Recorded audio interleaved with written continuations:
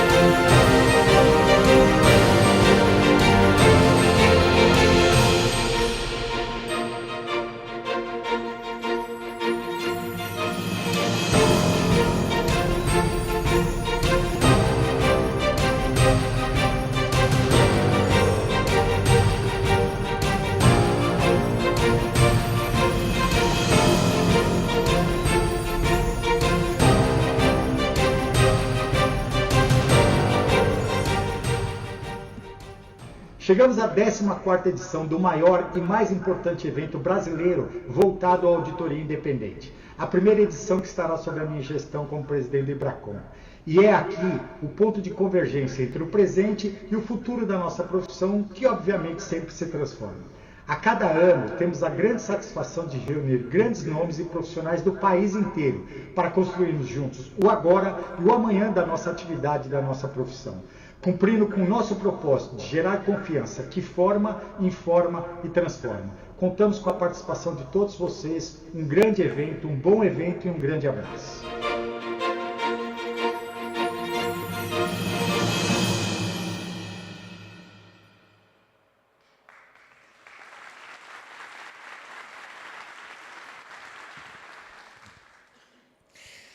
E olha, você que acompanha a gente aqui de forma presencial ou remota, vocês podem enviar perguntas. Tem na página do IBRACON, www.ibracon.br/participe, ou tem também, quem está assistindo online, o QR Code que vai aparecer aí na tela onde vocês estão assistindo. Bom, como eu já fiz a propaganda, eu queria chamar o palco agora a Ana Paula Vescovi com a palestra Perspectivas Econômicas para o Brasil. Ana Paula é economista-chefe do Banco Santander. Prazer, Ana.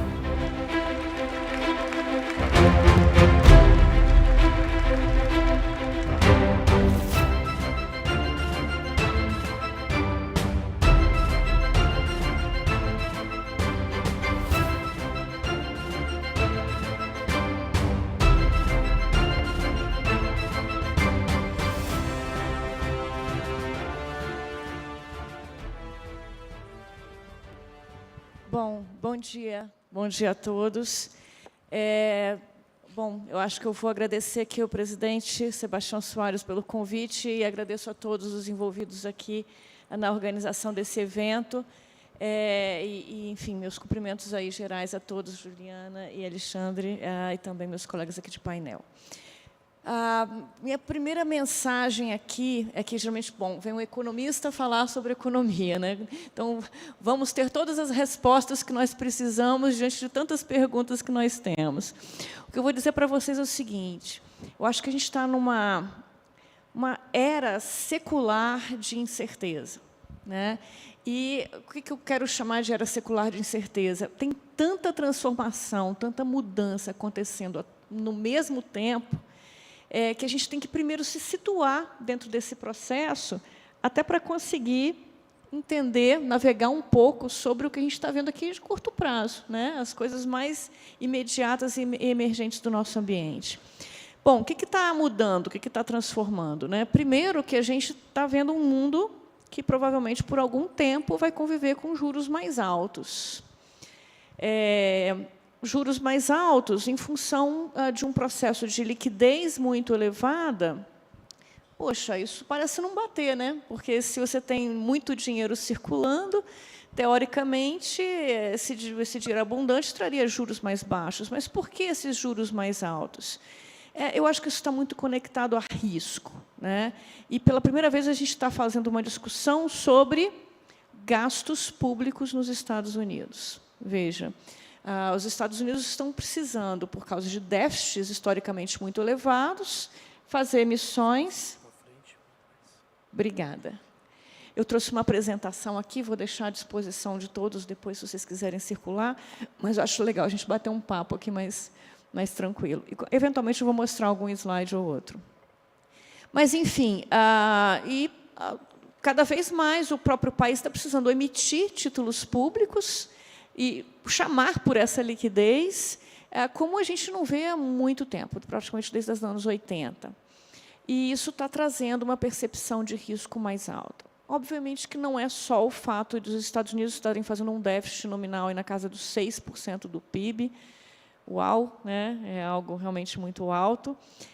Tem a ver também, eu acho que, com questões geopolíticas. A gente está vendo, de novo, o Oriente Médio aí, passando por guerras, por situações, não só o Oriente Médio, mas também a questão da Ucrânia e da Rússia.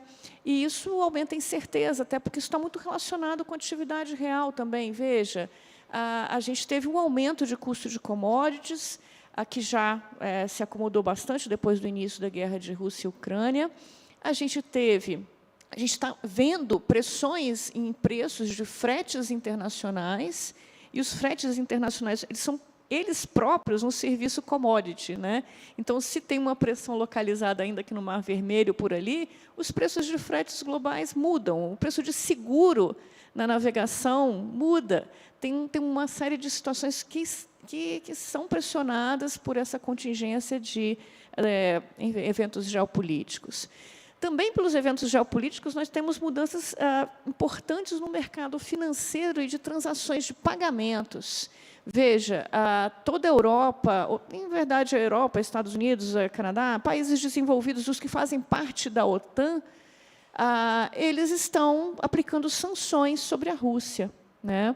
E uma dessas sanções foi a extração da Rússia dos meios de pagamento globais, que é o sistema chamado SWIFT, e isso gerou uma reação de tentar expor, né, outras moedas a uma conversibilidade global. Em particular, a China já tinha feito anúncios há mais tempo de que ia tentar avançar nessa lógica de aumentar a conversibilidade do renminbi, que é a sua moeda, em termos globais.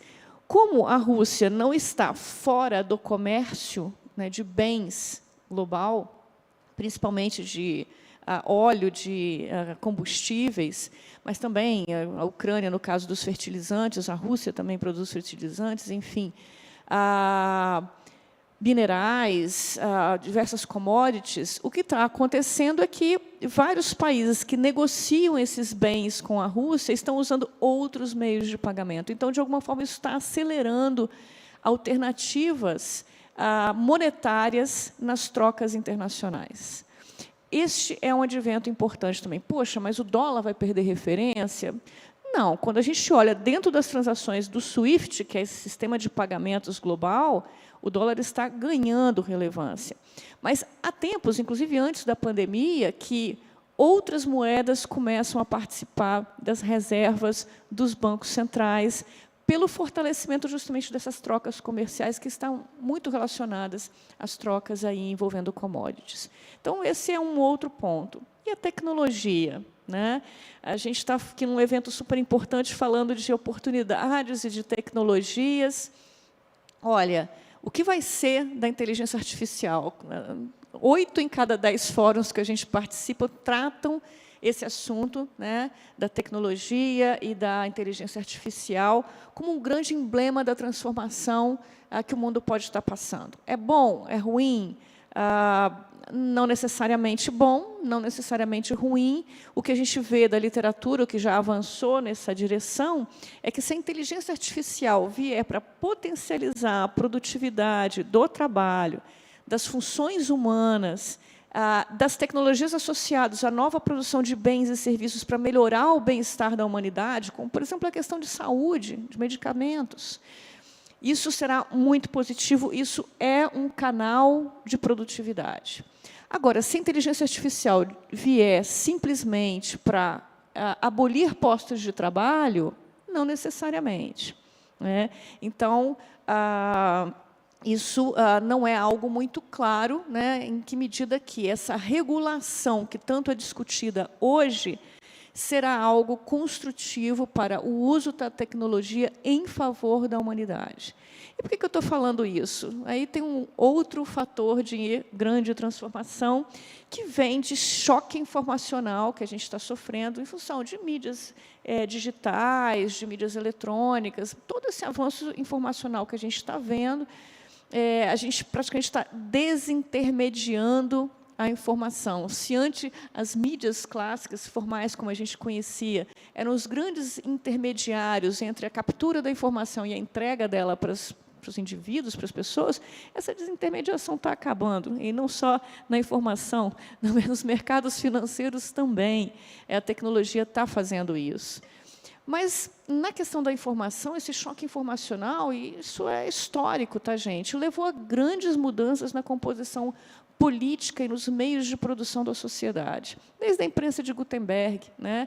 Isso fez com que o choque informacional percebido pela sociedade fizesse uma série de questionamentos, contrapesos, e isso tirou o mundo ali do feudalismo para o mercantilismo, do mercantilismo para a produção industrial, para a era industrial, da era industrial, enfim, para as sociedades modernas, para as democracias liberais, e agora as democracias liberais estão no meio desse processo de questionamento, e isso tem a ver muito com esse processo, com esse choque informacional. Aonde isso tudo vai dar, né? Quem se lembra da Primavera Árabe, logo depois da crise de 2008, 2009, como é que estão esses países agora? A direção não foi única, a solução não foi única. Ela foi construída aí ao longo dos últimos anos, e eu ousaria dizer que ela ainda está em construção, né? Mas, de fato, as democracias liberais ao redor do planeta nunca foram tão questionadas. A gente pode ver, pelo processo de polarização que a gente está sofrendo, política, globalmente, né? Quem acompanhou no final de semana aí a decisão do presidente da França, Emmanuel Macron, sobre a dissolução do parlamento francês, numa tentativa de reobter a legitimidade e uma representação mais fidedigna da sociedade francesa frente a uma eleição que era do parlamento europeu, né? E aí, poxa, eu vou entrar nas eleições dos Estados Unidos, que eu acho que faz parte dessa discussão, mas que também compõe aí um pouco esse contexto geral de grandes mudanças, mas que está acontecendo agora esse ano.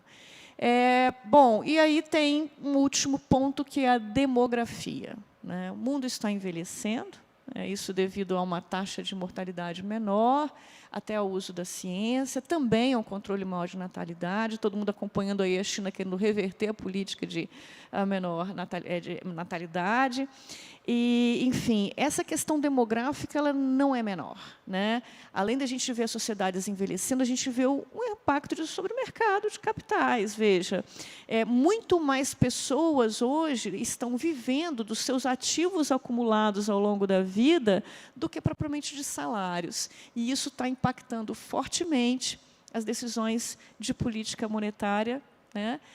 E isso está impactando nós, economistas, que estamos vendo os nossos modelos clássicos usuais deixando de funcionar tão perfeitamente, né? Então, eu acho que são grandes temas que estão fazendo a gente perder um pouco, né, daquela solidez que a gente tinha, aquela certeza que a gente tinha. E esse é o grande tema que eu acho que deveria perpassar por qualquer palestra de economia nesse momento.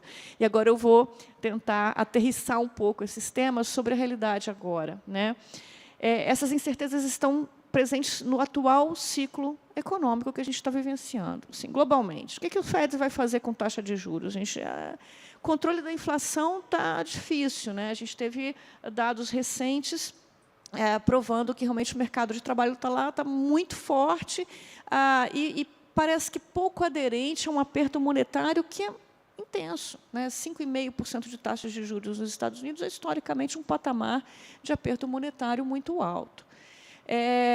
E por que isso está acontecendo? Porque a gente também está vivenciando um ciclo monetário diferente, ele é mais um ciclo que busca normalizar o excesso de liquidez que o mundo tem se deparado desde a crise de 2008, 2009, agora, com a pandemia, sim, foi uma injeção de liquidez 4 vezes maior do que da crise internacional, financeira, global. E é um ciclo que tenta, na verdade, conter ou normalizar essa liquidez. Então, nem todos os efeitos deles estão sendo previsíveis. Eu já mencionei. Não adianta subir juros para você ter uma contração maior nos mercados de trabalho, salários reais crescendo menos, compatível com a meta de inflação de longo prazo, se você tem uma parte da economia que vive de ativos. E vários ativos estão se valorizando nesse momento, especialmente a Bolsa nos Estados Unidos, em função de expectativas. Por quê? Está aí a tecnologia vindo, né? E as ações de tecnologia estão se valorizando muito, trazendo uma sensação de riquezas para parte da população.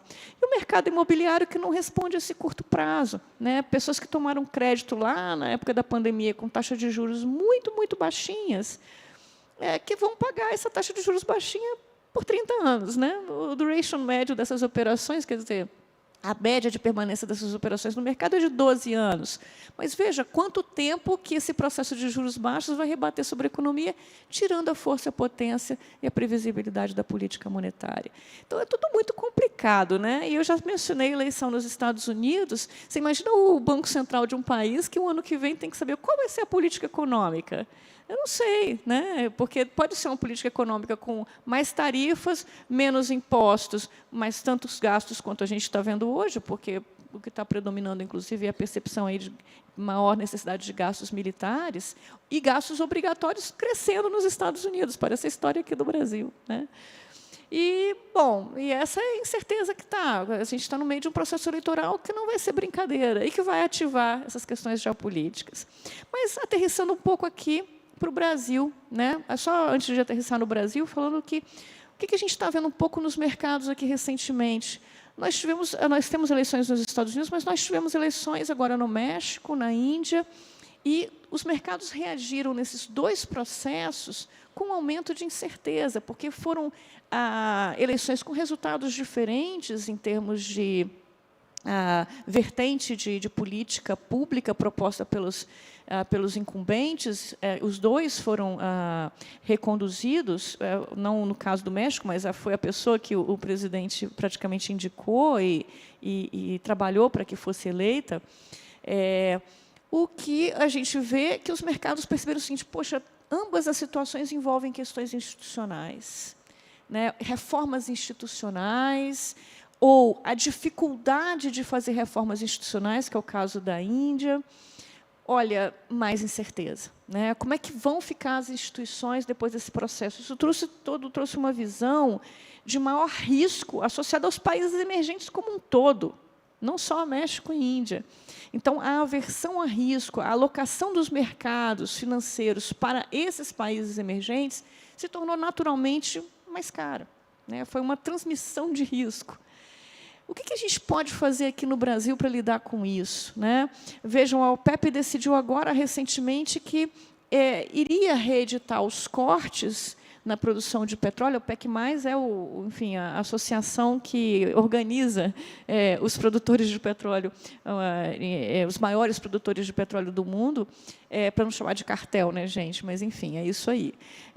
E a decisão agora do final de semana foi: olha, a gente vai reeditar, sim, os cortes que estavam previstos, mas a gente vai começar a reduzir esses cortes. Só isso já derrubou o preço de petróleo. Né? Então, olha que miscelânea. Né? A gente com problema geopolítico, pressionando o preço de petróleo, a OPEC suavizando o preço de petróleo, os fretes pressionados, a gente sem saber o que vai acontecer com essas guerras e com esses fatores geopolíticos. E o Brasil? o Brasil nessa história? O Brasil está muito bem posicionado do lado externo, mas o Brasil tem as suas fragilidades, né? Eu vou deixar a parte do bom posicionamento e das boas notícias para o final, para a gente terminar com uma mensagem aí mais positiva. Mas, enfim, nós temos desafios de grande monta. Tá? É um país em desenvolvimento, uma economia emergente, que está sendo afetada por esse ambiente polarizado, e que tem um problema fiscal de desequilíbrio, realmente, das contas públicas em vários níveis, não só no nível federal, mas o nível federal é o mais aparente, e há 10 anos, não é de agora. E por que esse desequilíbrio fiscal preocupa tanto, né? Porque ele expressa para a gente um limite dos nossos acordos sociais. O problema do Brasil é que as despesas obrigatórias adquiriram uma proporção tão alta no orçamento público que, enfim, é delas que a gente vai ter que tratar. Não adianta mais cortar uma parte de despesas discricionárias, seja um investimento, seja a conta de luz, a conta de viagens do governo, porque isso não está fazendo diferença mais, isso é muito pequeno. Agora, as despesas obrigatórias estão, além de estarem ocupando um espaço muito grande nos orçamentos, elas crescem quase que automaticamente, porque elas são muito indexadas. E essas despesas, recentemente, por medidas recentes, têm crescido numa velocidade ainda maior, né? A reforma da Previdência foi uma coisa importantíssima que o Brasil fez, mas, vejam, agora, a atualização do salário mínimo, em termos reais, acima da inflação, traz um desafio adicional às contas da Previdência, né? Porque faz com que essas contas cresçam mais do que o PIB possa absorver em termos de novos entrantes na Previdência. Vamos pensar assim, qual é a lógica da Previdência? Olha, se a sociedade está envelhecendo, eu tenho muita gente entrando no sistema, e com um desequilíbrio entre contribuição e pagamentos. Esse é o déficit da Previdência que só está crescendo. E se eu tenho isso, poxa, eu tenho que olhar qual é o potencial de crescimento dessa sociedade e acomodar essa despesa dentro do que a sociedade pode pagar, porque essa conta chega, e chega para os mais jovens, e ela é antecipada pelos mercados. Então, eu dei só o exemplo da conta da Previdência, mas as despesas obrigatórias são maiores que isso. Uma outra coisa é que o Brasil hoje é um país muito endividado, comparativamente aos seus pares, né? A gente está aí com uma dívida de 75% do PIB, indo para 90%. Em alguns anos, né, eu acho que essa é a média das expectativas do mercado. A gente pode falar que não, ela vai para 85%, outros vão falar, não, ela vai para 95%. Mas, assim, depende do parâmetro que você usa, PIB potencial, juro neutro e tal. Podemos aceitar essa faixa entre 85% e 95%. É uma dívida muito alta, né? É uma dívida muito alta para um país ainda emergente, precisando crescer para poder incluir mais pessoas, gerar renda, sair da armadilha de renda média que a gente tem, com tantas pessoas, né, cuja média da renda da sociedade é R$ 2.600. Né? Então, assim, a dívida alta, nós temos ainda uma despesa obrigatória crescente, que, para a gente mudar ela, a gente tem que mudar o que eu chamei aqui de esse acordo social. E terceiro ponto, uma carga tributária já muito elevada e disfuncional. Poxa, mas a gente vai resolver disfuncionalidade com a reforma tributária.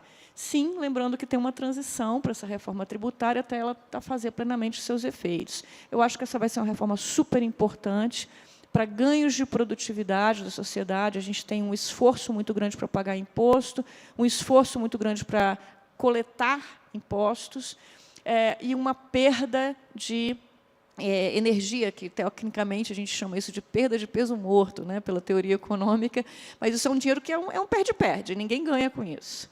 E a gente vai melhorar muito, né? Eu não sei se dizer se 100%, provavelmente não, nada é tão perfeito, a gente tem ainda desafios dentro da própria reforma, mas a tendência é que a gente melhore em relação ao que nós temos hoje. Mas, ok, carga tributária é 33%, é um terço da economia. Se você soma a retirada de impostos, né, que a gente tem, que é assim, um terço da economia, do PIB gerado todo ano, se a gente soma isso, o déficit público, e o que a gente tem que pagar, né, por não ter contas equilibradas, a gente está falando que 40% da economia brasileira é conduzida pelo governo, pelos governos, pelo Estado.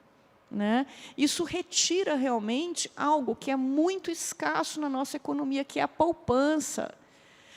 Nós, famílias e empresas no Brasil, não poupamos de forma muito diferente do que nossos pares. Mas o Estado tira entre 5% e 6% em relação ao PIB dessa poupança para, maior parte, gastos correntes, né? Despesas obrigatórias, como eu estou falando aqui. Então, assim, se a gente não ajustar isso, a gente vai ficar muito dependente de poupança externa para crescer, e, para depender de poupança externa para crescer, a gente tem que mitigar muito esses riscos que estão sendo percebidos, não só sobre o Brasil, mas sobre economias emergentes. Por isso, gente, que o ajuste fiscal vai ficar como tema principal, tema importantíssimo para nós, enquanto a gente não resolver. Ele não vai sair da pauta. Tá? A gente vai ficar sendo ali lembrado todo minuto, porque, olha, piorou lá fora, olha o que acontece com o mercado de ativos. O dólar é quase 5,40, 5,30 e tantos, a curva de juros 12% no longo prazo. Como é que você investe, sabendo que a sua captação, que não depende da taxa Selic, depende com o juro que você negocia em mercado e a prazos mais longos, tem esse custo. Quer dizer, um número menor de projetos vai ficar viável, porque você tem que ter uma taxa de retorno maior do que isso. O custo de captação das empresas está maior do que 12%. Então, assim, são desafios que se colocam e que a gente não tem condições de não resolver. Quais os desafios que eu diria que são presentes nesse momento, sabe, Juliana, Alexandre e Sebastião? Eu acho que os principais desafios a gente agora é dar um sinal muito claro de que vamos cumprir com o marco fiscal que foi aprovado recentemente, né, pela sociedade brasileira, né, que é o Congresso Nacional que a representa. Como fazer isso? A gente precisa endereçar medidas de controle de gastos obrigatórios, porque, vamos lembrar, o novo marco fiscal não é só superávit primário, ele tem uma regra de despesa, ele tem um teto de despesas.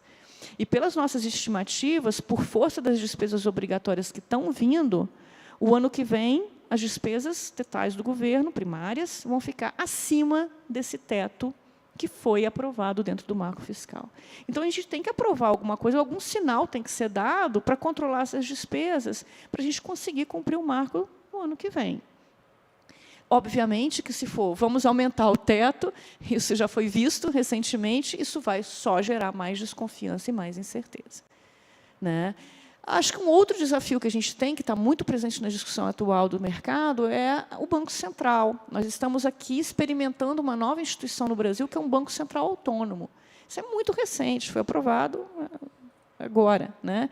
É a primeira gestão que está experimentando esse Banco Central independente, com uma mudança importante, né, que vai a 3 membros mais, inclusive o presidente, vão ser trocados agora no final do ano. É o prazo dado pela a regra de autonomia do Banco Central. Como é que vai ser o regime monetário percebido, né, mediante a composição do Banco Central? Essa sinal, né, digamos, a sinalização de compromisso com a meta de 3% é fundamental. Assim, não vejo outra situação senão o Banco Central endurecer muito agora e criar consensos. A gente está gerando muita incerteza pelos rachas que estão acontecendo dentro do board do Banco Central. A criação do consenso, a decisão unânime, ela agora é mais importante até do que se a gente vai ficar no 0, se a gente vai ficar no 25. Na minha visão, o Banco Central agora precisa endurecer, porque realmente os riscos estão se acirrando muito e não há razões técnicas, na nossa visão, para que ele avance ainda mais no ciclo de facilitação ou de redução da taxa de juros. Isso tudo é uma compra de credibilidade, né? Esses 2 movimentos que eu citei aqui, reforçar o marco fiscal e o seu funcionamento, reforçar o compromisso com a meta de inflação e com uma ação, com uma comunicação mais redonda, né, mais uníssona do Banco Central, a gente, enquanto sociedade, comprando credibilidade. E a credibilidade é um instrumento muito importante para ganho de potência em tudo que a gente faz na política monetária. O custo da sociedade fica muito maior quando a gente tem baixa potência sobre esses instrumentos da política econômica. Ganhar potência para esses instrumentos é fundamental. Traduzindo, fazer com que o marco fiscal fique mais forte, com que o compromisso de meta de inflação fique mais forte, isso é um ganho de potência. Vou concluir aqui alguns poucos pontos, né? Uma discussão muito grande, a gente pode falar qual a sua visão de PIB, crescimento, como é que a gente vai se comportar aí nesse curto prazo. Acho que essa discussão está muito associada ao fato, é uma discussão presente no nosso meio, de que se o Brasil, depois de todas as reformas que fez, está crescendo potencialmente mais, né? E qual que é o juro que está fazendo essa economia funcionar? Não é o juro Selic, é o juro neutro, né? Aquele que, enfim, nem ativa a economia, nem segura, nem puxa o freio de mão dela, né? Esse juro neutro, descontada a inflação, ele está mais alto? Sim, ele está mais alto. E o PIB potencial? Há dúvidas, também da minha parte, pelo menos, porque de todos esses fatores mais estruturais que eu mencionei para vocês, o Brasil fez grandes e importantes reformas. Ontem a gente fez 30 anos que nós temos uma moeda no país. O Plano Real fez 30 anos, né? E desde então a gente tem feito reformas muito importantes no campo econômico, no mercado de capitais, né? Olha o que é hoje a nossa participação no mercado de capitais, que dobrou desde 2016, só com a retirada de subsídios que a gente tinha dentro do sistema. Olha o tanto de desafios que a gente tem ainda. Hoje a discussão poxa, vai faltar funding para a construção civil, para o setor imobiliário como um todo? Porque o funding ele é poupança, basicamente, também tem uma parte de FGTS, e esses fundings são subsidiados. Então, quando você tem taxas de juros muito altas, ciclicamente, eu já estou falando de política monetária, taxa Selic, a tendência é você ter falta de funding, né? Como é que a gente vai conviver com isso? Porque está tendo uma transformação muito grande. As pessoas agora descobriram o mercado de capitais, não querem mais investir só em poupança. Olha a importância da poupança para um investidor, para um aplicador financeiro há 20 anos, olha a importância da poupança agora, né? Então, são mudanças que estão trazendo aí esse nível de desafios. Mas, voltando a um país muito bem posicionado, aqui para terminar. O Brasil, ano passado, fez, enfim, dependendo da fonte de dados, né, fez 100 bilhões de superávit comercial. Ou tem outra fonte, mas do Banco Central fez 90 bilhões de superávit comercial. Ou seja, um nível recorde. Esse ano vai ser o segundo maior, né, provavelmente. Vai ser um superávit comercial bastante importante historicamente para o país. E isso diz que o Brasil está muito bem nas suas vantagens comparativas reveladas pelo comércio internacional, porque está vendendo para caramba, gente. Ok, 2/3 são commodities, isso não tem nenhum demérito por si só. Tá? Nós somos bons nisso e tem muita tecnologia no campo, tem muita tecnologia na exploração de petróleo em águas profundas. Isso só vai aumentar, tá? Porque nós temos áreas ainda para poderem ser utilizadas pela agricultura, nós temos a potencial da agroenergia, vou fazer o gancho aqui para a sustentabilidade. Nós temos aí também uma curva ascendente já esperada de produção de petróleo por a exploração que a gente já está fazendo hoje. A gente vai sair de 3,5 milhões de barris dias de produção de petróleo para mais de 5 milhões no final da década. O Brasil vai exportar ainda mais. O Brasil ainda não começou a entrar na história do crédito de carbono. E nós somos imbatíveis nisso. Por quê? Qual é a nossa fonte principal de descarbonização? Recuperação de área degradada, reflorestamento, né? Tudo isso nos leva a um custo muito baixo de descarbonização, que é 1/3 do que os países industrializados, que têm na descarbonização a fonte industrial como principal questão, é 1/3 do custo desses países. Assim, o nosso crédito de carbono será imbatível. A gente só está começando, a gente está regulando o mercado regulado de carbono e temos aí um mercado voluntário já funcionando. isso tudo ficou tão grande que ganhou uma proporção diferente das déficits que nós temos em transações correntes na área de serviços, de rendas e de juros. Nós temos déficits com o resto do mundo nessas contas. Mas o real, por mais que agora ele tenha depreciado e tal, ele ficou menos estável, menos volátil. Não existe mais aquela história que a gente contava 2 anos atrás, que nós temos a moeda mais volátil do planeta. Já não é mais. Nós já estamos com uma volatilidade abaixo da dos nossos pares. Então, acho que o Brasil está muito bem posicionado para o longo prazo, com um desafio, obviamente, educacional, para poder entrar nessa onda tecnológica, um desafio educacional imenso. Isso deveria ser a grande pauta a unir o país. Com outros desafios de outras reformas, a reforma administrativa, enfim, mas é um país que faz reformas, é reformador, uma sociedade que tem lideranças empresariais relevantes, mundialmente falando, né? E uma significação muito importante entre os países emergentes. Paro por aqui.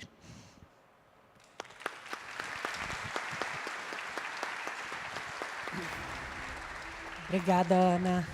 A gente quer saber para onde que vai o dólar, você não falou para a gente. Porque essa pergunta geralmente faz a gente passar vergonha. Mas eu acho que a gente está num momento mais acirrado nos mercados.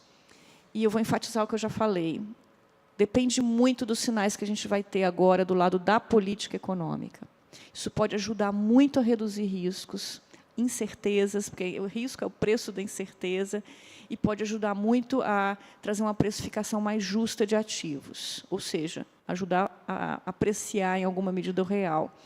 O que não mitiga o que eu comentei sobre os riscos internacionais. Tá? Então, esses aí estão presentes, estarão presentes por algum tempo.